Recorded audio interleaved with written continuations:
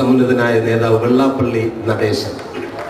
ശ്രദ്ധിച്ചിരിക്കുക, കാരണം ടി വിയിലൂടെയൊക്കെ അദ്ദേഹത്തിന്റെ സംഭാഷണങ്ങൾ നമ്മൾ ശ്രദ്ധിക്കുമ്പോൾ ചിലപ്പോൾ വ്യക്തത കുറവായിരിക്കും. അത് ടി വിയുടെ കുഴപ്പമാണെന്നാണ് എനിക്ക് തോന്നിയിട്ടുള്ളത്. ശ്രദ്ധിക്കുക, വെള്ളാപ്പള്ളി നടേശൻ സാർ. അതായത്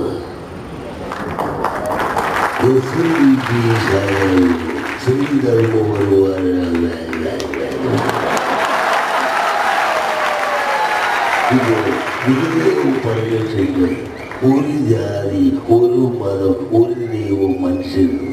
അപ്പോൾ അതിൽ ഏതാണ് ജാതി എന്നുള്ള കാര്യം തെളിയിക്കാൻ വേണ്ടിയിട്ട് ഞാൻ ചങ്ങനാശ്ശേരി സുമാരിക്കുമായിട്ട് ഒരു യോഗം കൂടുന്നുണ്ട്. അതിനുശേഷം പ്രഖ്യാപിക്കും അത് ഏത് ജാതിയോ അത്. Thank you. ഇനി നമ്മുടെ പ്രിയങ്കരനായ ഒരു താരമുണ്ട്, ഡയറക്ടറാണ്, ഇപ്പോൾ ആക്ടിങ്ങിലേക്ക് കടന്നിരിക്കുന്ന ന്യൂ ജനറേഷൻ സിനിമയുടെ തന്നെ ഒരു വക്താവ് എന്ന് വേണമെങ്കിൽ പറയാം. അത്രത്തോളം ഗംഭീരമായ ഡയറക്ടറും ആക്ടറുമായ ജോയ് മാത്യു. എല്ലാവർക്കും അറിയാം അദ്ദേഹത്തിന്റെ ശബ്ദം, കാരണം അദ്ദേഹം തന്നെ വളരെ കഷ്ടപ്പെട്ടാണ് സംസാരിക്കുന്നത്. അതുപോലെ തന്നെ ഞാൻ വളരെ അതിനേക്കാൾ കഷ്ടപ്പെട്ടാണ് എടുക്കുന്നത്. ഈ സൗണ്ടിൽ നിന്ന് എങ്ങനെ ആ ശ്രമത്തിൽ. ഓക്കെ, ജോയ് മാത്യു. കുമരക്കിഴപ്പള്ളിവാടി ഫാദറോട്ടക്കാരൻ പള്ളികൾക്ക് ബാറ്റ് പിരിച്ചുകൊണ്ട് സോളമൻ സോസിനെ കെട്ടിക്കോ, ഇങ്ങനെയുള്ള കാര്യങ്ങളിൽ അന്തിമ തീരുമാനമെടുക്കുന്നത് ഈ ഞാൻ തന്നെ ആയിരിക്കും. ഫാദർ ഒറ്റപ്പളക്കിന് സ്വന്തം ശരികളുണ്ട്, അത് മറ്റുള്ളവർക്ക് ശരിയായി തോന്നാൻ ഞാൻ ചെയ്യേണ്ടതൊക്കെ ചെയ്യും. ഫാദർ വിൻസർ വട്ടോളി കുരിശിക്കടന്ന് മറിച്ച് കർത്താവായ യേശുക്രിസ്തുവിനെ, അല്ലാതെ ഫാദർ വിൻസർ വട്ടോളിയില്ലല്ലോ. അപ്പൊ പിന്നെ ഇനി കാലുപറ്റിയിലേക്ക് പോകണമെന്നില്ല. മനസ്സിലാവുന്നുണ്ടോ father Windsor Vattoli? Thank you. ഇനി നമ്മുടെ പ്രിയങ്കരനായ സംവിധായകൻ രഞ്ജിയേട്ടൻ, രഞ്ജിത്ത്. ഒരു നല്ല നടനാകണമെങ്കിൽ ജീവിതാനുഭവം വേണം, നിരീക്ഷണ ബോധം വേണം. നമുക്ക് ചുറ്റുമുള്ള ആളുകളെ കഥാപാത്രങ്ങളാക്കി പഠിക്കുവാനുള്ള മനസ്സ് വേണം. മോഹൻ, നിങ്ങളൊരു നടനാകണമെന്ന് നിങ്ങൾ തീരുമാനിച്ചാൽ തീർച്ചയായിട്ടും നിങ്ങളതായിരിക്കും.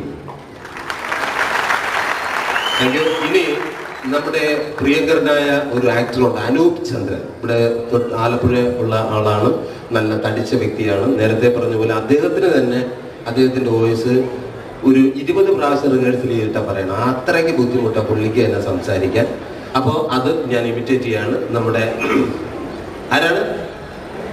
അനൂപ് ചന്ദ്രൻ. 17 വയസ്സുള്ള ഒരു പാൽക്കാര പയ്യന് 5 പെൺകുട്ടികൾ ചേർന്ന് റേപ്പ് ചെയ്ത സ്ഥലമാണ്. അവന്റെ ആത്മാവ് കിടന്ന് നിഗളിക്കുവായിരിക്കും. അല്ലിയ 30-25. ഇനി നമ്മുടെ മമ്മൂക്ക ഫാൻസ് ഒന്ന് കൈയടിച്ചേ.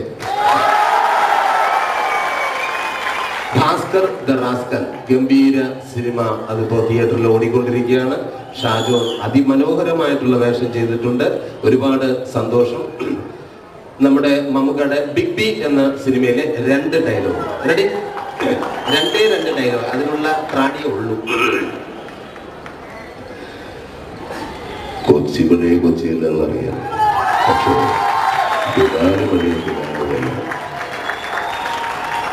Thank you.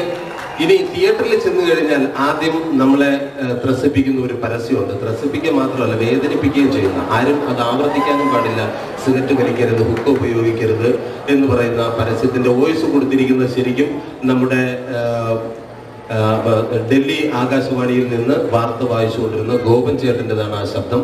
അദ്ദേഹം ആദ്യം പറഞ്ഞിരുന്ന പരസ്യം, ശ്വാസകോശം സ്പോഞ്ച് പോലെയാണ്, ശരാശരി ഒരു പുകവലിക്കാരന്റെ ശ്വാസകോശത്തിൽ, ഇങ്ങനെയൊക്കെ പറയുന്ന ഒരു പരസ്യം വരുന്നത്. അതെല്ലാവരും ഇമിറ്റേറ്റ് ചെയ്തു. പക്ഷെ ഇപ്പോൾ തിയേറ്ററിൽ ഇതുകൊണ്ടാണെന്ന് തോന്നുന്നു, നമ്മളെ മിമിക്രിക്കാരുടെ ശല്യം സഹിക്കാൻ വയ്യാതെ ആ പരസ്യം എടുത്ത് മാറ്റി ഇപ്പോൾ പുതിയ പരസ്യമാണ്. ഇന്റർവൽ ടൈമിനാണ് ഇത് വരുന്നത്. ഭയങ്കര രസമാണ്. ഈ നഗരത്തിന് എന്ത് പറ്റും? ചിലയിടത്ത് ചാരം, ചിലയിടത്ത് പുക, എന്താരുമൊന്നും പ്രതികരിക്കാത്തത്. സിഗരറ്റിന് വലിയ വില കൊടുക്കേണ്ടി വരും. ഇത്രയും പറയും. ഈ പരസ്യങ്ങൾക്ക് ഗംഭീര കയ്യടിയാണ്. പൊട്ടിയ സിനിമകൾക്ക് മാക്സിമം കയ്യടിയാണ് ഈ പരസ്യത്തിന്.